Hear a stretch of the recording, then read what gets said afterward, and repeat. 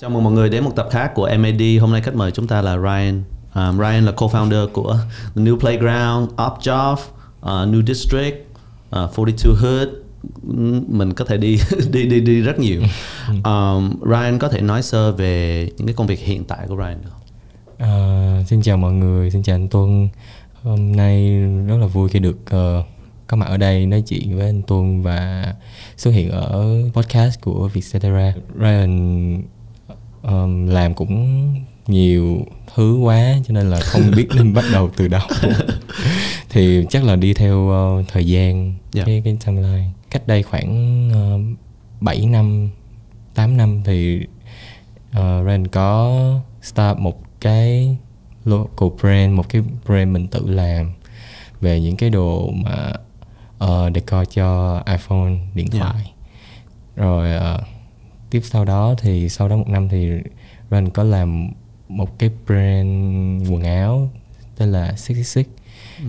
Thì nhờ hai cái brand đó thì Ryan có một cái connection với những cái bạn local brand khác. Đến một ngày thì những cái bạn đó cảm thấy là không có một cái sân chơi cho các bạn có thể buôn bán và kiểu hợp với những cái gu cái vibe, cái gu của bạn đó, thì mấy bạn có đưa một ý tưởng là hay là mày làm đi. Thì Ryan làm rất nhiều thứ từ cái lúc mà Ryan còn trẻ, phải không? Hình như là Ryan chưa bao giờ làm việc ở một công ty mà kiểu như là làm công cho ai đó, phải không ta? Thật ra là có. Khoảng một năm em làm cho Dan. Là một cái công ty thời trang mà chuyên gọi là một cái retailer nhập khẩu những cái brand từ nước ngoài về, những cái streetwear brand và high street. Nó những cái brand khá là mới và được giới trẻ thế giới ưa chuộng. Cái vai trò đó của Ryan đó, nó khác như thế nào với những cái vai trò mà Ryan tự lập brand rồi làm việc với mấy bạn local brand chung với nhau? Nó cũng khá là thú vị và cũng khá là challenging, tại vì em chưa bao giờ đi làm ở một công ty mà cái công việc ở Dan lúc đó là lần đầu tiên em làm, bởi vì em quá thích cái opportunity đó. Và bởi vì em cũng expect là sẽ được đi Paris Fashion Week để đi làm buying assistant. Thì cái đó cái goal của em khi mà làm ở đó. Thì em cũng được đi hai lần, và sau hai cái đợt đi như vậy em quen biết được rất là nhiều bạn bè ở cũng trong một cái fashion industry. Thì đó là cái mà kiểu em cũng cố gắng để làm ở trong công ty, bởi vì khi mà mình đi làm ở một công ty thì cái tính của em thì thiên về creative nhiều hơn á, cho nên là phải đi theo một cái structure thì nó hơi challenging với em. Cho nên nhưng mà em cũng học được rất là nhiều khi mà làm việc ở đó, kiểu như học về structure, rồi học về phải làm thế nào nó cũng như một cái agency nho nhỏ vậy. Em có chia sẻ là em khởi đầu là em thành lập một cái brand bán đồ iPhone accessories, đồ phụ kiện cho iPhone, rồi sau đó là một cái local brand. Thì từ đó sau đó em xây dựng những cái sân chơi khác, những cái sự nghiệp khác của em. Thì cái lúc mà em xây dựng cái brand đầu tiên đó nó có những cái khó khăn nào em có thể chia sẻ cho mọi người không? Thì khi mà mình tự làm nên một cái brand, tự làm chủ nó, thì nó cũng có những cái khó khăn, giống như là mình phải tự source tất cả mọi thứ, tự làm tất cả mọi thứ. Em cũng không có nhân viên, không có team gì lúc đó, mình làm hết từ thiết kế, rồi đi sản xuất, production, rồi marketing, chụp hình, post hình, rồi tất cả mọi thứ, rồi đi bán hàng, tất cả mọi thứ là một mình hết. Thì trải qua những cái đó thì kiểu cho mình có những cái kiến thức cơ bản về cái cộng đồng local brand. Nói chung kiểu như những cái step, những cái bước mình cần làm khi mà mình làm những cái brand như vậy là những cái gì. Thì sau đó khi mà em làm cái The New District, cái hội chợ kiểu như vậy, thì nó giúp cho em có được một cái nhìn, một cái quan sát tốt hơn khi mà em lựa chọn những cái brand tham gia. Thì em sẽ biết những cái brand nào là những brand tốt, phù hợp với cái mô hình của mình. Cái lúc mà em bắt đầu bán cái iPhone accessories là anh assume là em bán ở weekend market online. Em có nhớ cái ngày đầu tiên đi bán là bán được bao nhiêu tiền không? Tại vì anh nhớ cái ngày đầu tiên anh đi bán cà phê được bao nhiêu tiền? Cũng rất là may mắn, tại vì em cũng lần đầu tiên em tham gia đi bán như vậy. Là tại vì cái Hello Weekend Market đó lúc đó là một cái market lớn nhất, kiểu rất là nhiều brand cũng có tham gia ở cái đó, và cũng khó để mà đăng ký được một cái chỗ như vậy. Em lúc đó em nghe nói là như thế, em cũng chưa bao giờ tự đăng ký. Thì rất là may mắn lúc đó thì em quen được với chị Linh của brand Libe. Thì chị Linh có share cho em một cái bàn để em bán những cái đồ như vậy. Thì cái booth của chị Linh là nằm ngay đầu dãy luôn, kiểu vừa bước vào là sẽ thấy liền. Thì rất là may mắn em được bán ở đó, và lần đầu tiên em bán, em nhớ em bán cũng được 20 mấy triệu. Mà chỉ là những cái mỗi cái hình như thế, những cái hình mà để lắp vào trong cái case, clear case, rồi mình có thể đổi cái hình. Kiểu mình mua một cái clear case, xong rồi mình những cái hình giấy mình có thể đổi cho cái back, cho cái mặt lưng của mình. Thì em nhớ mỗi cái hình đó em bán tầm 15.000 thôi.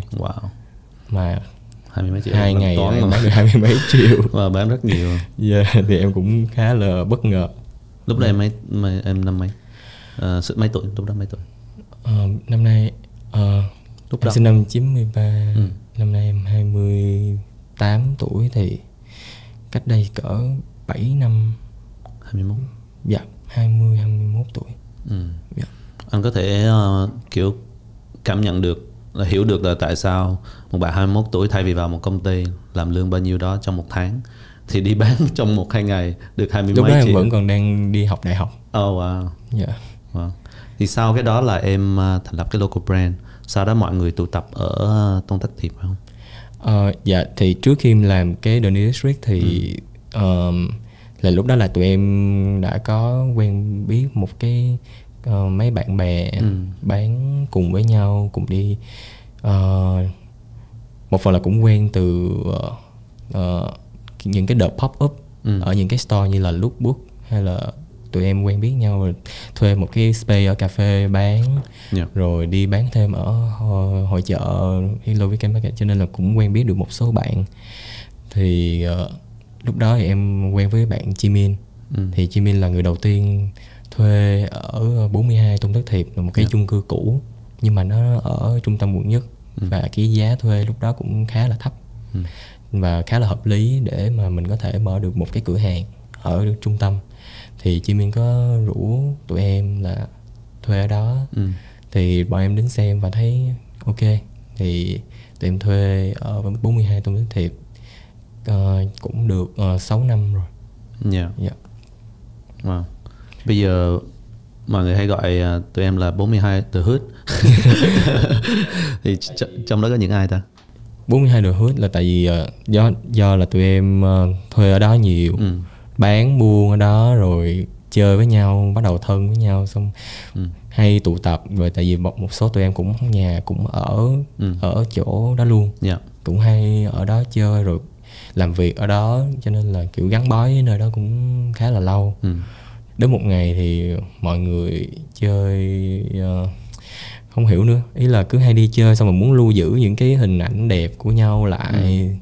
Xong rồi mọi người mới ra một cái ý tưởng là hay là mình lập một cái tài khoản để mà kiểu lưu giữ hình ảnh rồi cũng share đến mọi người, inspire mọi người được một chút gì đó. Thì đó là cái 42 The Hood ra đời như vậy. Thì thật ra bọn em có tầm 30 người, có khi nhiều hơn nữa. Thì Chủ yếu là các bạn đều là brand owners hoặc là cũng làm về creative, như là quay phim, chụp ảnh, âm nhạc. Bây giờ mấy cái brand đó vẫn còn ở 42 Tôn Thất Thịnh không? Dạ có brand vẫn còn, có brand thì không còn, có brand chuyển đi nơi khác. Thì thật ra bây giờ ở 42 Tôn Thất Thịnh cũng có rất là nhiều brand mới. Sau này thì nhiều người cũng hay lầm tưởng là đó cũng là 42 The Hood. New Playground với New District là em thành lập với mấy bạn ở 42 hay là khác? Dạ, The New District đó là back lại cái The New District thì khi mà mọi người cho em ý tưởng là làm một cái sân chơi mới phù hợp với mọi người hơn, cái gu của mọi người hơn, thì cũng ngay lúc đó thì có một người bạn, người chị đó, chị Lan Anh, thì chị Lan Anh có biết tới em và cũng hứng thú với cái việc mà làm một cái hội chợ và phù hợp với giới trẻ và đúng cái sở thích của mình hơn. Thì chị Lan Anh có rủ em làm cùng cái đó. Em thì em thích làm những cái mà nó hơi khác mà nó không có giống những cái mà nó đã có sẵn rồi. Thì tụi em mới phân tích ra là thì đó giờ những cái hội chợ ở Việt Nam đa số là làm ngoài trời. Thì bọn em mới quyết định là tại sao mình không làm ở trong nhà. Thì tụi em đi tìm được những cái vị trí mà ở trong nhà khá là cool. Lúc đó thì ở bên quận 4 có một cái cargo bar. Đúng. Nó ở trong, nó là một cái nhà kho cũ. Nó cũng gần quận Nhất, nó chỉ qua cầu Khánh Hội thôi. Thì tụi em thấy cũng khá là central, cho nên là ok, mình thử làm ở đây, làm trong nhà thử xem như thế nào. Thì cái thứ hai bọn em suy nghĩ là có một cái gì đó nó khác biệt hơn, thì tụi em mới come up là làm một cái photo booth chụp hình. Kiểu như là mỗi cái đợt tổ chức sẽ là một cái chủ đề gì đó, một cái theme gì đó liên quan tới cái, thì cái photo booth nó sẽ liên quan tới cái chủ đề như vậy. Thì tụi em go với cái đó, và cái đợt đầu tiên tụi em mở ra không ngờ là có rất là nhiều bạn trẻ tới, và cũng cảm giác rất là may mắn, rất là vui khi mà được mọi người ủng hộ như vậy. Thì đến nay thì The New District cũng được qua năm thứ 6 rồi. Thì tụi em vẫn giữ theo cái truyền thống là làm ở trong nhà và cũng có photo booth mỗi đợt. Thì The New District làm được hơn 1 năm thì tụi em lại có thêm một cái ý tưởng là ở Việt Nam vẫn chưa thấy có một cái nơi mà dành cho những cái bạn local brand thực sự. Bây giờ có một cái nơi mà các bạn có thể buôn bán mỗi ngày luôn, chứ không phải là chỉ mỗi đợt The New District thì các bạn mới đứng chung với nhau. Thì The New District thì tầm 2 tháng mới có một lần như thế. Thì The New Playground lúc đó mới kiểu hình thành ra đời. Thì bọn em cũng tìm những cái location phù hợp, thì cũng cảm thấy là những cái hầm, những cái mà ở dưới underground nó cũng phù hợp với cái mô hình của tụi mình, của tụi em. Bây giờ là New Playground có mấy cái em hả? Dạ, The New Playground hiện tại đang có 3 vị trí, 2 cái ở Sài Gòn và một cái ở Hà Nội. Hà Nội thì khác một chút là Hà Nội là nằm ở trong Vincom Bà Triệu, thì ở tầng 7 phải đi lên thang máy. Còn 2 cái ở Sài Gòn là đều đi xuống dưới hầm. Còn cái thứ tư? Dạ, cái thứ tư sắp tới thì bọn em sẽ mở rộng cái thứ ba. Cái thứ ba tụi em là The New Playground nằm ở Lê Lai, nó ở dưới hầm của cái Central Market, là ở công viên 23 tháng 9 này. Thì ở dưới đó khá là rộng, và bọn em lúc trước thì mới dùng có một phần thôi. Thì sắp tới vào tháng 7 này bọn em sẽ mở rộng ra thêm một phần nữa. Em có dự định gì cho Đà Nẵng hay gì không? Dạ, Đà Nẵng thì chưa. Tại vì lúc trước thì bọn em cũng có làm The New District ở Đà Nẵng. Thì cảm giác là cái sức mua và thị trường ở Đà Nẵng cũng chưa có quá lớn. Ngoài New Playground, New District, ngoài 42 Hood thì em có một cái sân chơi mới phải không? Là Up Shop. Em có thể nói một sơ về Up Shop không? Từ cái đợt năm ngoái khi mà Covid tràn vào Việt Nam thì tất cả mọi người bị lockdown các thứ, mọi người có nhiều thời gian ở nhà hơn. Business của mọi người phải thay đổi, nói chung là tất cả cái suy nghĩ của mọi người có một cái shift, cái thay đổi. Thì em bắt đầu suy nghĩ về những cái nó rộng hơn nữa, nó kiểu thì em quan tâm tới những cái mô hình nghệ thuật mà nó hay ho, và em cũng quan tâm tới cộng đồng. Em cũng muốn là làm những cái gì đó nó giúp ích cho những bạn trẻ.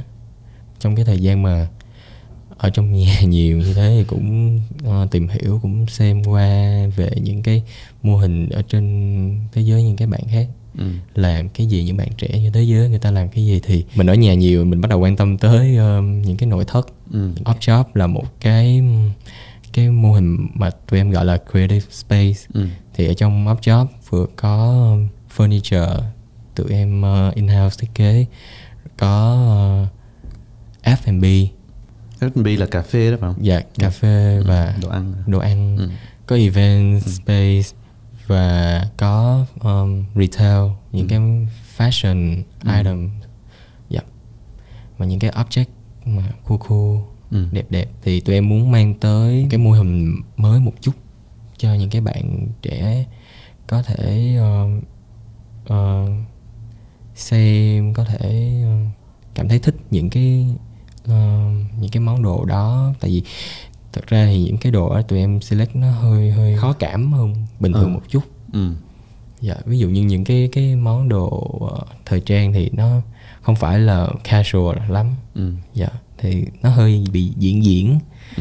Thì thường là những cái đồ quần áo mà ở Upjob stock thì được các bạn nghệ sĩ, ca sĩ mặc nhiều hơn là những bạn khách bình thường. Dạ. Thì những cái sản phẩm, những cái mood sản phẩm của Upjob nó hơi thiên hướng nó raw một chút, kiểu như là tụi em sử dụng những cái material như inox rồi xi măng, bê tông các kiểu. Những cái trung tính thì nó rất là trung tính, nhưng mà có những cái thì tụi em làm chơi màu rất là nổi bật, như màu cam, màu xanh lá, màu xanh dương. Những cái đồ mica trong suốt, những cái material nó hơi lạ một chút. Hiện tại bọn em đang chuẩn bị làm collection thứ 2 cho furniture. Còn quần áo thì đa số 80% những cái món đồ trong store đều là made in Việt Nam, hoặc là đều có liên quan tới người Việt Nam làm hết. Còn lại chỉ có một số món thì tụi em có những cái bạn bè nước ngoài thì có gửi để stock ở Upjob. Em có nói là khách hàng của mình á, là một phần là nghệ sĩ và ca sĩ này nọ. Thì ví dụ như là ai đâu? Có bạn Dế Choác. Có bạn Dế Choác là bạn rapper Thắng Rap Việt đó bạn. Dạ, Rap Việt mùa 1. Cũng có Quy cũng có mặc đồ của tụi em. Rồi những cái bạn model, những cái bạn nghệ sĩ khác nữa, cũng nhiều bạn đến mua, và cũng có nhiều bạn hỏi mượn đồ. Bạn nào? Thì cái sân chơi Upjob đó, cái tương lai nó sẽ là như thế nào? Mình sẽ mở rộng hay là mở thêm hay là sao? Dạ thì trước mắt bọn em đang muốn stable, ổn định nó trước đã. Tại vì nó cũng khá mới và tụi em cũng chưa biết là nó sẽ định hướng, nó sẽ đi được như thế nào, phát triển được tới đâu. Tại vì đến giờ thì vẫn chưa có profit. Dạ, thì tại vì nó cũng khá là mới, và bọn em target vô các bạn trẻ yêu thích nghệ thuật. Thì bị một cái struggle là các bạn trẻ thì lại không có nhiều budget để mà mua những cái sản phẩm như vậy. Tại vì giá thành cũng không có phải là thấp lắm. Thì bọn em cũng có suy nghĩ đến nhiều cái phương pháp giải quyết. Nhưng mà tại vì cái gốc rễ vẫn là giúp cho những cái bạn trẻ có một cái có một cái nhìn mới về những cái loại hình nghệ thuật mới như vậy. Cho nên là tụi em cũng không có muốn hướng tới target những cái đối tượng khác. cho nên nó take time một chút. Sắp tới sẽ ra mắt những cái sản phẩm mà nó phù hợp với cái budget của các bạn hơn. Dạ. Nói tới vấn đề mà giới trẻ và tiền là cái đề tài mà qua 10 hay 12 cái episode của Matt là mình đều phải gặp phải hết. Là mấy bạn trẻ đang có rất nhiều cái hoài bão, rất nhiều cái suy nghĩ và rất nhiều cái style gu của mọi người. Nhưng mà để thể hiện cái đó hoặc là để kiểu như hưởng ứng cái đó ấy, mọi người cần tiền. Cái giải pháp chưa ai có hết. Ryan có cái giải pháp nào cho cái này không? Dạ, giải pháp của em là các bạn phải push bản thân nhiều hơn. Có thể là làm nhiều công việc cùng một lúc. Giống như em lúc còn trẻ em cũng vừa đi học, vừa đi chụp ảnh, vừa đi edit ảnh. Nói chung làm rất là nhiều thứ cùng một lúc để mình vừa được va chạm, mình biết mình thích cái gì, có nhiều kinh nghiệm và cũng có một cái budget vừa đủ để mình có thể sống và nuôi dưỡng cái sở thích của mình. Thì theo em là có thể các bạn có thể push bản thân làm nhiều chút. Mình còn trẻ, mình có nhiều sức khỏe, có thể giảm bớt cái đi chơi lại một tí. Đừng qua off job hả? Dạ, qua off job chơi. Hồi nãy em có nói về cái việc xây dựng cộng đồng, nhất là những cái cộng đồng local brand hay sáng tạo. Thì ở đâu là cái ranh giới giữa cộng đồng và cạnh tranh? Ví dụ trong một cái hội chợ đi, có 10 gian hàng, thì tất nhiên nếu anh spend tiền trong một gian hàng này thì anh không có chi tiền cho gian hàng này. Mặc dù mọi người trong một cộng đồng nhưng mọi người cũng đang cạnh tranh. Thì ở đâu thì mình sẽ có cái ranh giới đó? Khi mà mình làm một cái hội chợ như vậy, rất là nhiều brand như vậy, thì sẽ không tránh được là sẽ có những cái mà nó tương đồng với nhau. Thì cái mà em cố gắng control nhất, mình create, mình select những cái brand mình biết được là brand này họ có những cái signature là gì, brand kia họ có những cái signature, điểm mạnh của họ là gì.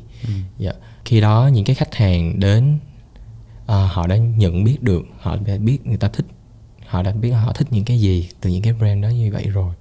Ra khỏi cái ngữ cảnh của cái hội chợ đi. Ví dụ trong thị trường Sài Gòn đi, ví dụ như là em có local brand, một người khác có local brand, cùng chung ví dụ như gần style đi. Thì em với bạn đó có phải là cộng đồng không hay là sẽ là đối thủ cạnh tranh? Cả hai anh.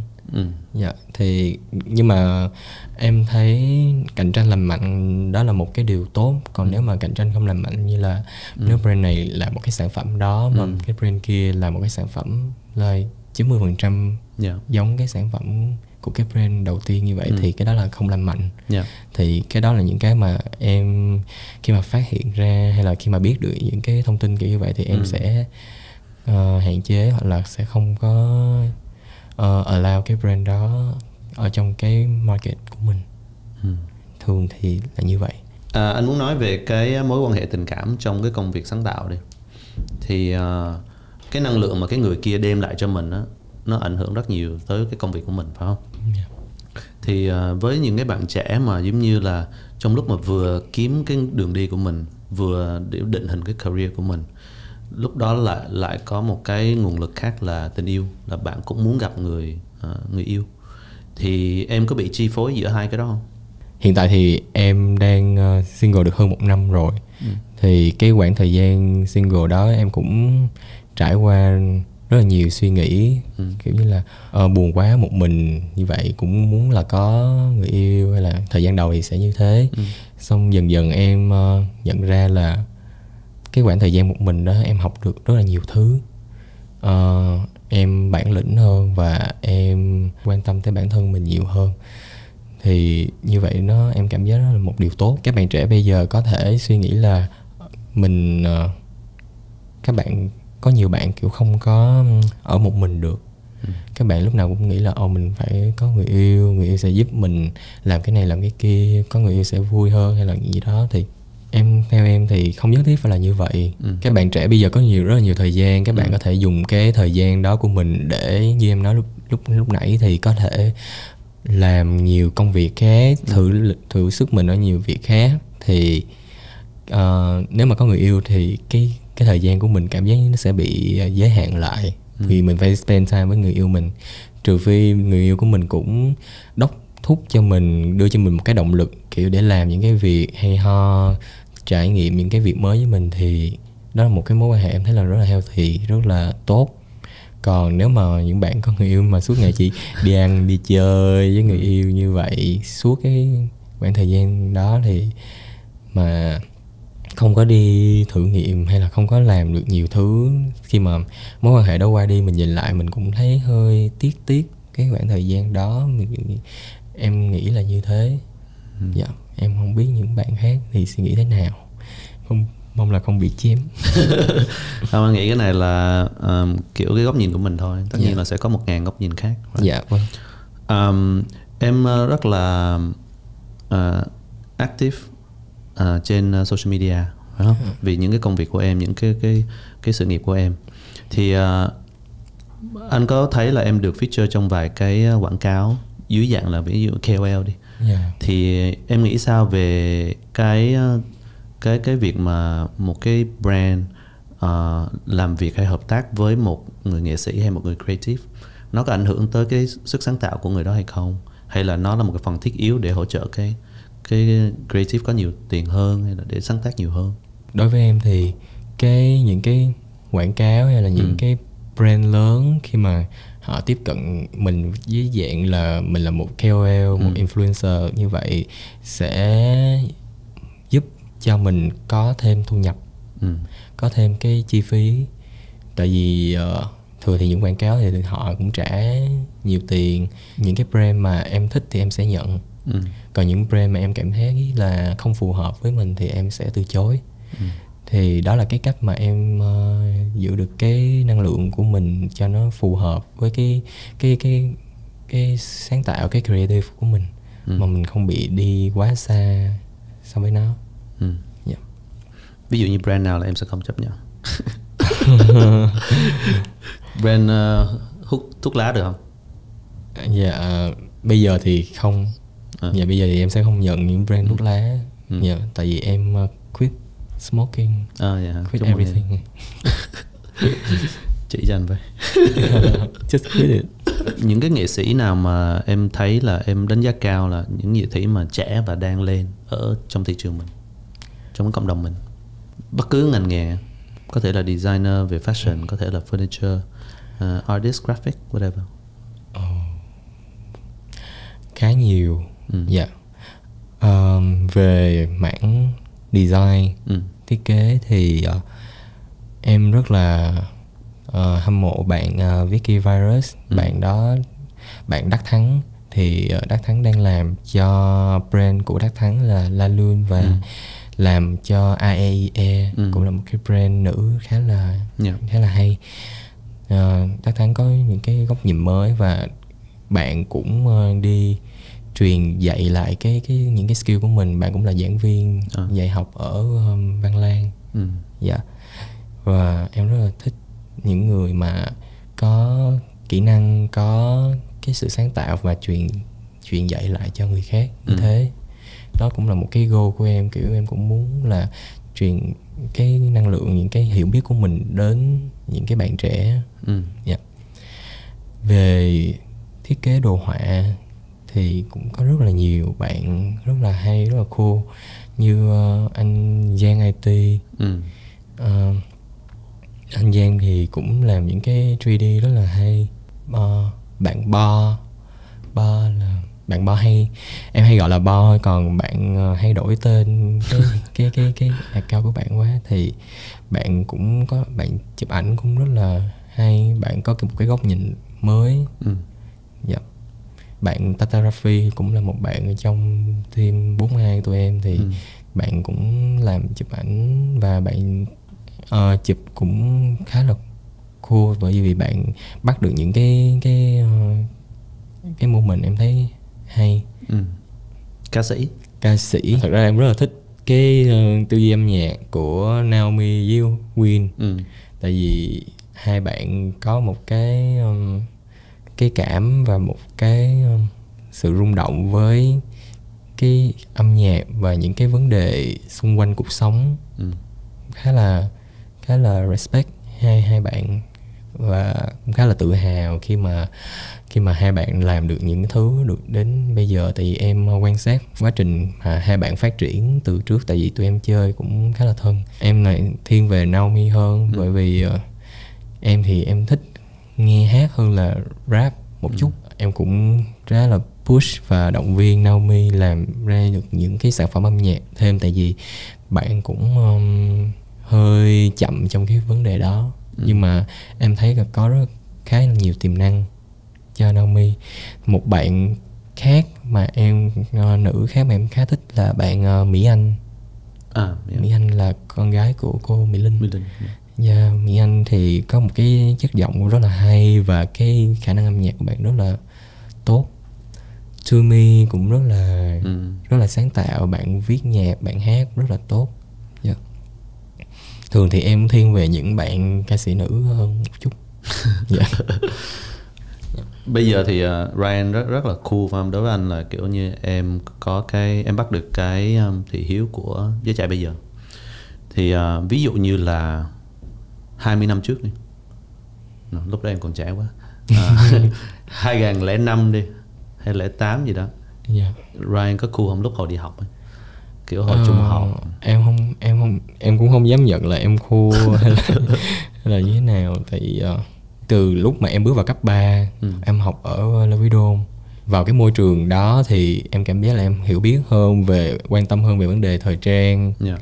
Bởi vì các bạn học ở Lê Quý Đôn rất là, phải gọi là điệu. Tại vì đó là một cái trường mà có máy lạnh ở trong phòng học. Wow. Yeah. Thì cho nên là các bạn đó được mặc áo khoác, rồi các bạn hay mang giày thể thao xinh xinh đẹp đẹp, rồi mỗi ngày đi học là một cái áo khoác khác nhau này kia. Cho nên là mình cũng vô cái môi trường như vậy, mình cũng bắt đầu quan tâm tới những cái vấn đề đó hơn. Thì em thấy là từ lúc mà em vào học cấp 3 thì em bắt đầu quan tâm tới thời trang nhiều hơn. Nếu mà em đi chơi em sẽ mặc đồ của ai? Em đi chơi, ví dụ như là em đi chơi mà em muốn diện thì em sẽ mặc đồ của ai? Brand nào? Em cũng thích rất là nhiều brand. Anh muốn nói về local hay là... Tùy, ví dụ như bây giờ em đang mặc của ai? Giờ em đang mặc đồ Sida. Thì em rất là thích đi thrifting, đi kiểu mua đồ cũ và kiểu sẽ tìm được những cái món đồ khá là hay như vậy. Giống như là khi mà mình sở hữu một món đồ, đối với em bây giờ giống như là mình tạo ra một cái mối quan hệ với cái món đồ đó. Kiểu mình muốn đi giữ cái món đồ đó nó lon một chút. Và khi mà mình cảm giác là mình không muốn giữ nó nữa thì mình có thể resell lại, mình có thể giữ nó lại cho những cái người nào thích nó hơn.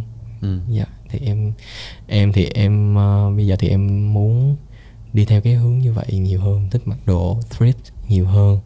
Nhưng mà cũng có một số brand em rất là thích mặc, như là AH, Vagabond. Dạ. Đó là brand của Việt Nam làm. Ngoài ra quốc tế thì em thích brand Alex. Dạ. Anh không biết brand này. Anh chỉ biết Uniqlo với Muji. Dạ. Em đang thấy thị trường mình thiếu cái sân chơi nào nữa? Em đã tự mình thành lập ra khoảng 4 năm sân chơi rồi phải không? Mình đang thiếu những cái gì nữa? Dạ, hiện tại theo em thấy thì mình đang thiếu cái, giống như là sau những cái mà em đã làm qua rồi thì bây giờ đến một cái em quan tâm là những cái thiên về sustainable, những cái như em nói là về thrifting, đồ cũ mình có thể recycle các kiểu như thế. Thì đó là một cái sân chơi mà em cảm giác là nó có, nhưng mà nó đang rất là lẻ tẻ. Và nó chưa có một nơi kiểu lớn để mọi người chú ý về nó và quan tâm về nó nhiều hơn. Thì đó là cái em thấy đang thiếu. The old playground, bán đồ cũ. Copyright. It's nice. Maybe 1 năm 2 năm tới nữa thì em có thể làm một cái gì đó liên quan tới cái mô hình này. Cái em cũng vừa mới nghĩ ra cách đây vài hôm thôi. Tại vì sắp tới em đang có plan làm một cái quán đồ ăn chay.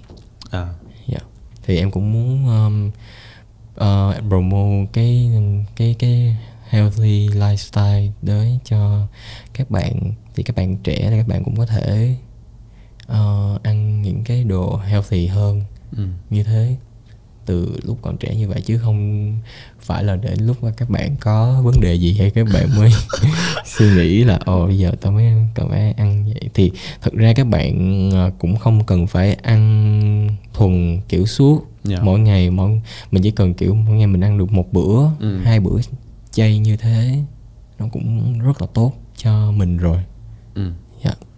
Bây giờ em ăn chay, em có ăn chay không? Dạ thì bây giờ là em at least mỗi ngày em ăn chay một bữa. Em đang cố gắng kiểu chuyển dần. Không hút thuốc. Không hút thuốc.